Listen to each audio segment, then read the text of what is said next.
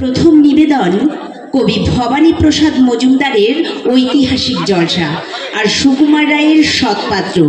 এই দুটো কবিতা পরিবেশন করবে আমাদের আবৃত্তির উঠোনের ক্ষুদে শিল্পীবৃন্দ।